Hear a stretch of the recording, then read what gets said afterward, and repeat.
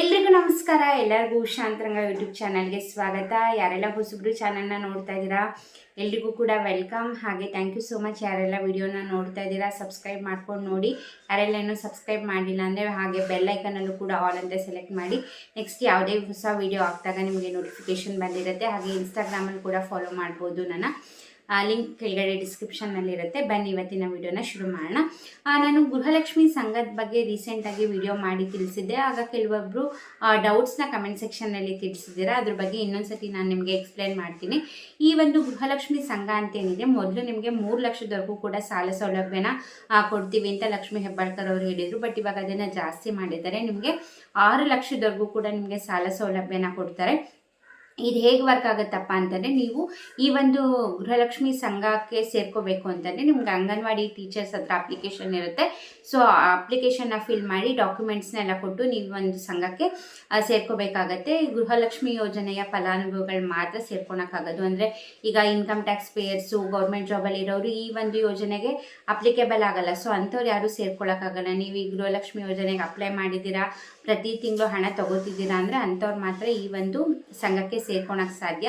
ಹೇಗೆ ಸೇರ್ಕೋಬೇಕಪ್ಪ ಅಂತಂದರೆ, ನೀವು ಈ ಯೋಜನೆ ಫಲಾನುಭವಿಗಳು ಇರ್ತಿರಲ್ಲ, ಅವ್ರಿಗೆ 10 ಜನದ್ದು ಒಂದು ಗ್ರೂಪ್ ಅಂತ ಮಾಡ್ಕೋಬೇಕು. ಆ ಗ್ರೂಪಲ್ಲಿ ಪ್ರತಿ ತಿಂಗಳು ಕೂಡ ಸ್ಟಾರ್ಟಿಂಗು ನೀವು 1,000 ರೂಪಾಯಿನ ಕೊಟ್ಟು ನೀವು ಈ ಒಂದು ಸಂಘಕ್ಕೆ ರಿಜಿಸ್ಟ್ರೇಷನ್ ಆಗಬೇಕು. ಸೊ 1000 ರೂಪೀಸ್ ಕೊಟ್ಟಾದಮೇಲೆ ಪ್ರತಿ ತಿಂಗಳು ಕೂಡ 200 ರೂಪಾಯಿ ನೀವು ಆ ಗ್ರೂಪ್ ಏನು ಮಾಡ್ಕೊಂಡಿರ್ತೀರಾ, 10 ಜನ ಗ್ರೂಪ್ ಮಾಡ್ಕೊಂಡಿರ್ತೀರಾ ಅಂದರೆ ಪ್ರತಿಯೊಬ್ಬರು ಕೂಡ ಪ್ರತಿ ತಿಂಗಳು ನೀವು 200 ರೂಪಾಯಿನ ಕಟ್ಕೊತಾ ಬರಬೇಕು. 6 ತಿಂಗಳು ಕಟ್ಟಬೇಕು.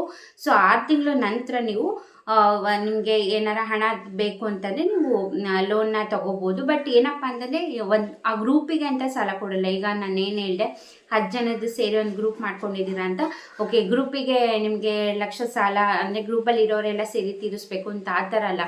ಈಗ 10 ಜನದ ಗ್ರೂಪ್ ಒಂದಿದ್ದೀರಾ ಅಂತಂದರೆ ನಿಮ್ಗೆ ಅದರಲ್ಲಿ ಯಾರೋ ಒಬ್ರಿಗೆ ಸಾಲ ಬೇಕು ಅಂದರೆ ಅವ್ರು ಪರ್ಸ್ನಲ್ ಆಗಿ ಅವರಿಗೆ ಲೋನ್ ಕೊಡುವಂಥದ್ದು. ಸೊ ಅವರು ಲೋನ್ನ ತೀರಿಸುವಂಥದ್ದು. ಈ ಸಂಘಕ್ಕೆ ಗ್ರೂಪಿಗೆ ಕೊಡಬೇಕು ಅಂತ ಕೊಡಲ್ಲ. ಪರ್ಸ್ನಲ್ ಲೋನ್ ನಿಮಗೆ ಅದರಲ್ಲಿ ಒಂದಿಬ್ಬರಿಗೆ ಸಾಲ ಬೇಕಂದರೆ ಅವ್ರವ್ರ ಪರ್ಸ್ನಲ್ ಯೂಸಿಗೆ, ಅವರ ಬಿಸ್ನೆಸ್ ಡೆವಲಪ್ಮೆಂಟ್ಗಾಗಿರ್ಬೋದು ಅಥವಾ ಏನೇ ಇದ್ರೂ ಕೂಡ ಪರ್ಸ್ನಲ್ ಲೋನ್ ಅಂತ ಕೊಡೋದು. ಯಾವುದೇ ಗ್ರೂಪಿಗೆ ಕೊಡಲ್ಲ.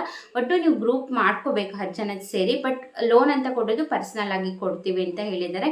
ನೀವು ಅಂಗನವಾಡಿ ಟೀಚರ್ಸ್ ಹತ್ರ ಅಲ್ಲಿ ಅಪ್ಲಿಕೇಶನ್ ಅವ್ರ ಹತ್ರ ಅವೈಲಬಲ್ ಇರುತ್ತೆ. ಇದರಲ್ಲಿ ಯಾವುದೇ ರೀತಿ ಆನ್ಲೈನಲ್ಲಿ ಅಥವಾ ಮನೆಯಲ್ಲೇ ಅಪ್ಲೈ ಮಾಡೋಕ್ಕಾಗಲ್ಲ. ಅಂಗನವಾಡಿ ಟೀಚರ್ಸ್ನ ಕಾಂಟ್ಯಾಕ್ಟ್ ಮಾಡಿದ್ರೆ ನಿಮಗೆ ಇನ್ನೂ ಡೀಟೇಲ್ ಆಗಿ ಇನ್ಫಾರ್ಮೇಷನ್ನ ಕೊಡ್ತಾರೆ. ನೆಕ್ಸ್ಟ್ 23ನೇ ಕಂತಿನ ಹಣ ಬಗ್ಗೆ ಹೇಳೋದಾದರೆ, ಆಲ್ರೆಡಿ ಒಂದು 85% ಮಹಿಳೆಯರಿಗೆ ಜಮೆ ಆಗಿದೆ. ಇನ್ನೂ ಒಂದು 15% ಮಹಿಳೆಯರಿಗೆ ಬಂದಿಲ್ಲ. ಅದು ಕೂಡ ಖಂಡಿತ ಈ ವಾರದಲ್ಲಿ ಕ್ಲಿಯರ್ ಮಾಡ್ಬೋದು. ಇನ್ನೂ 2 ಹಂತದ ಹಣ ಅಷ್ಟೇ ಜಮೆ ಮಾಡಿರೋದು. 3ನೇ ಹಂತದ ಹಣ ಬಿಡುಗಡೆ ಮಾಡಿದಾಗ ಎಲ್ಲರಿಗೂ ಕೂಡ ಕ್ಲಿಯರ್ ಆಗುತ್ತೆ. ಒಂದು 80-85% ಮಹಿಳೆಯರಿಗೆ ಬಂದಿರುತ್ತೆ. 22ನೇ ಕಂತಿನ ಹಣ ಬಂದಿಲ್ಲದವ್ರಿಗೂ ಕೂಡ 22, 23ನೇ ಕಂತಿನ ಹಣ ಒಟ್ಟಿಗೆ ಜಮೆ ಮಾಡ್ತಾ ಇದ್ದಾರೆ. ನೆಕ್ಸ್ಟ್ 24ನೇ ಕಂತಿನ ಹಣದ್ರ ಬಗ್ಗೆ ಹೇಳಿದ್ರೆ, ನಿಮಗೂ ಕೂಡ ಗೊತ್ತಿದೆ, ಸದನದಲ್ಲಿ ಇದ್ರ ಬಗ್ಗೆನೇ ಡಿಸ್ಕಸ್ ಆಗ್ತಿದೆ. ಮಧ್ಯದಲ್ಲಿ ಫೆಬ್ರವರಿ ಹಾಗೆ ಮಾರ್ಚ್ ತಿಂಗಳದು ಕೊಟ್ಟೇ ಇಲ್ಲ ಅಂದ್ಬಿಟ್ಟು ಆರ್ ಅಶೋಕ್ ಅವರು, BJP ಪಕ್ಷದ ನಾಯಕರೆಲ್ಲ ಅದ್ರ ಬಗ್ಗೆ ಚರ್ಚೆ ಮಾಡ್ತಿದ್ದಾರೆ. ಇವ್ರು ಕೊಟ್ಟಿದ್ದೀವಿ ಅಂತ ಹೇಳ್ತಿದ್ದಾರೆ, ಅವ್ರು ಕೊಟ್ಟಿಲ್ಲ ಅಂತ ವಿತ್ ಡಾಕ್ಯುಮೆಂಟ್ನ ಇಟ್ಕೊಂಡು ಮಾತಾಡ್ತಾ ಇದ್ದಾರೆ. ಇವಾಗ CM ಸಿದ್ದರಾಮಯ್ಯ ಅವರು ಕೂಡ ಅದ್ರ ಹೇಳಿದ್ದಾರೆ, ಅಕಸ್ಮಾತ್ ಕೊಟ್ಟಿಲ್ಲ ಅಂದರೆ ನಾವು ತಕ್ಷಣ ಕೊಟ್ಬಿಡ್ತೀವಿ ಅಂತ. ಅವ್ರು ತಕ್ಷಣ ಯಾವಾಗಲೂ ಹಂಗೆ ಹೇಳ್ತಾರೆ, ಬಟ್ ಹಣ ಮಾತ್ರ ಬರೋದಿಲ್ಲ. ಅವ್ರು ಖಂಡಿತ ಹಾಕಿದ್ರೇ ಕನ್ಫರ್ಮ್ ಆಗೋದು ಹಾಕ್ತಾರೆ ಅಂತ.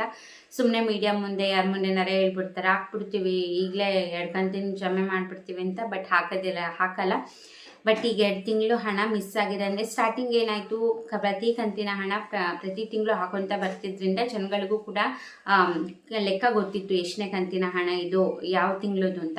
ಬಟ್ ಮಧ್ಯದಲ್ಲಿ ತುಂಬ ತಿಂಗಳುಗಳು ಅವರು ಹಾಕ್ತಾ ಇರಲಿಲ್ಲ, ಮಿಸ್ ಮಾಡೋರು. ಲಾಸ್ಟಿಗಂತೂ ಒಂದು 3-4 ತಿಂಗಳು ಹಾಕೇ ಇರಲಿಲ್ಲ. ಸೊ ಹಾಗಾಗಿ ಎಲ್ಲರಿಗೂ ಕೂಡ ಕನ್ಫ್ಯೂಷನ್, ಎಷ್ಟು ಕಂತಿನ ಬಂದಿದೆ, ಇದು ಯಾವ ತಿಂಗಳದು ಏನು ಅಂತ. ಸೊ ಇವಾಗ ಮಹಿಳಾ ಮತ್ತು ಮಕ್ಕಳ ಕಲ್ಯಾಣ ಇಲಾಖೆಯಿಂದನೇ ಅಧಿಕಾರಿಗಳ ಹತ್ರ ಇವರು ಡಾಕ್ಯುಮೆಂಟೇಷನ್ ತಂದಿದ್ರಿಂದ ವಿತ್ ಪ್ರೂಫ್ ಸಿಕ್ಕಿದೆ. ಅದಕ್ಕೆ ಲಕ್ಷ್ಮೀ ಹೆಬ್ಬಾಳ್ಕರ್ ಅವರು ಹಾಗೆ CM ಸಿದ್ದರಾಮಯ್ಯ ಅವರು ಕೂಡ ಹೇಳಿದ್ದಾರೆ, ಅಕಸ್ಮಾತ್ ಹಾಕಿಲ್ಲ ಅಂದರೆ ನಾವು ತಕ್ಷಣ ಹಾಕ್ತೀವಿ ಅಂತ. ಬಟ್ ಹಣ ರಿಲೀಸ್ ಆಗಿದೆ 5,000 ಕೋಟಿ ಹಣ. ಬಟ್ ಹಣ ಮಾತ್ರ ಜಮೆ ಆಗಿಲ್ಲ. ಸೊ ಅದಕ್ಕೆ ಅವ್ರು ಲೆಕ್ಕ ಕೂಡ ಕೇಳ್ತಾ ಇದ್ದಾರೆ. ನೀವು ಕೂಡ ನೋಡ್ತಿರ್ತೀರಾ, ನ್ಯೂಸಲ್ಲೆಲ್ಲ ಅದ್ರದ್ದೇ ಬರ್ತಾ ಇರುತ್ತೆ. ಸೊ ನೋಡೋಣ ನೆಕ್ಸ್ಟ್ ಏನಾಗುತ್ತೆ ಅಂತ. ಒಟ್ಟಿನಲ್ಲಿ 23ನೇ ಕಂತಿನ ಹಣ ಈ ವಾರದಲ್ಲಿ ಕ್ಲಿಯರ್ ಆಗೋ ಚಾನ್ಸಸ್ ಇರುತ್ತೆ. ನೆಕ್ಸ್ಟ್ ಇನ್ನು ರೇಷನ್ ಕಾರ್ಡ್ ಬಗ್ಗೆ ಕೇಳೋದಾದರೆ ನಾನು ನಿಮಗೆ ರೀಸೆಂಟಾಗಿ ವಿಡಿಯೋ ಮಾಡಿದ್ದೆ, APL ಕಾರ್ಡ್ ಡಿಸ್ಟ್ರಿಬ್ಯೂಷನ್ ಮಾಡ್ತೀವಿ ಅಂದ್ಬಿಟ್ಟು KH ಮುನಿಯಪ್ಪ ಅವ್ರು ಹೇಳಿದ್ದಾರೆ ಅಂತ. ಯಾಕಂದರೆ ಡಿಸ್ಟ್ರಿಬ್ಯೂಷನ್ನೇ ಮಾಡಿರಲಿಲ್ಲ APL BPL ಅಂಜೋದಯ ಯಾವುದು ಕೂಡ. ಬಟ್ ಇವಾಗ ತುಂಬ ಜನದ್ದು ಈಗ BPLಯಿಂದ APLಗೆ ವರ್ಗಾವಣೆ ಆಗಿದೆ.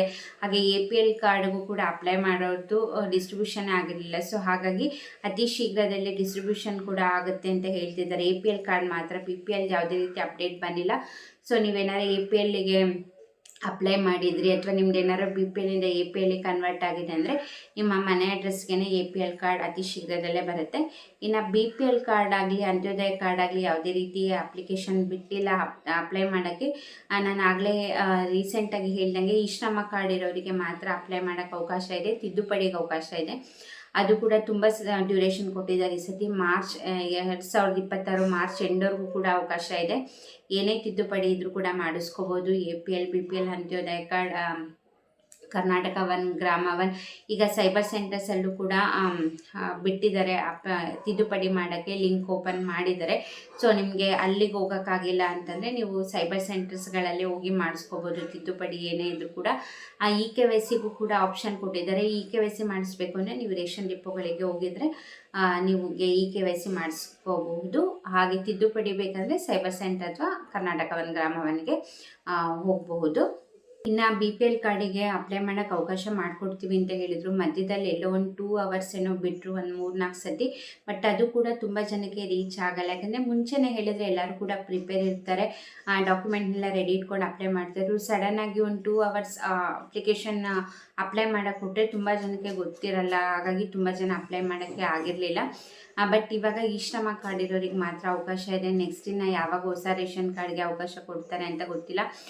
KH ಮುನಿಯಪ್ಪ ಅವರು ಮುಂಚೆ ಹೇಳ್ದಂಗೆ ಈಗ ರೇಷನ್ ಕಾರ್ಡ್ ಕ್ಯಾನ್ಸಲೇಷನ್ ಏನು ಪ್ರೋಸೆಸ್ ನಡೀತಿದೆ, ಅದಾದಮೇಲೆ ರೇಷನ್ ಕಾರ್ಡ್ ಡಿಸ್ಟ್ರಿಬ್ಯೂಷನ್ ಮಾಡ್ತೀವಿ. ಯಾರೆಲ್ಲ BPL ಕಾರ್ಡ್ ಆಗಲೇ 2 years ಮೇಲೆ ಆಗೋಗಿದೆ, ರೇಷನ್ ಕಾರ್ಡ್ ಡಿಸ್ಟ್ರಿಬ್ಯೂಷನ್ ಆಗಿಲ್ಲ.